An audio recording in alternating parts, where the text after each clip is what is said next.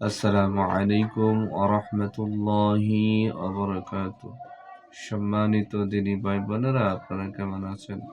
আশা করি আলহামদুলিল্লাহ, আল্লাহ পাক রব্বুল আলামিন সকলকে ভালো রেখেছেন। আজকে আমি আপনাদেরকে জিনকে কিভাবে শাস্তি দিবেন লাঠির মাধ্যমে, কিভাবে একটি লাঠি পরা বানাবেন। প্রথমে আপনি একটা লাঠি হাতে নেবেন, নেওয়ার পরে ইস্তিগফার পড়বেন 3 বার, দুরূদ শরীফ পড়বেন 3 বার। পড়ার পর আপনি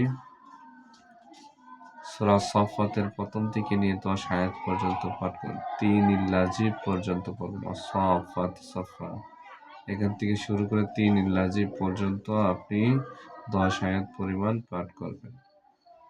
এখন যদি আপনার কোনো রোগীর উপর জিন হাজির হয়, হাজির হওয়ার পর জিন যাইতে চাইতেছে না, তখন আপনি কি করবেন? তখন আপনি সূরা সাফফাতের প্রথম থেকে 10 আয়াত পর্যন্ত 3 ইল্লাজিব পর্যন্ত আপনি পড়বেন। পড়ার পরে রোগীর যে ছায়া আছে, ওই ছায়ার মধ্যে আপনি বাড়ি দিবেন, রাগ ভাব নিয়ে বাড়ি দিবেন। ইনশাআল্লাহ ওই রোগীর শরীরে জিন আছে, ওই জিন ছটফট করতে থাকবে, চিৎকার করতে থাকবে এবং সে যাইতে বাধ্য হবে ইনশাআল্লাহ। তো আপনারা এটা খুবই পরীক্ষিত একটি আমল। আপনারা সূরা সাফফাতের প্রথম থেকে 10 আয়াত পর্যন্ত একটা লাঠির মধ্যে নিয়ে ফু দিবেন। ফু দিয়ে ওই লাঠি দিয়ে রোগীর ছায়ার মধ্যে বাড়ি দিবেন। ইনশাআল্লাহ ওই রোগীর যে জিন আছে ও ছটফট করতে থাকবে, অবশেষে সে বাধ্য হবে চলে যাওয়ার জন্য।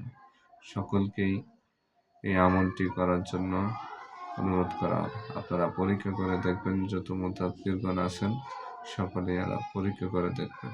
আসসালামু আলাইকুম ওয়া রাহমাতুল্লাহি ওয়া বারাকাতুহু।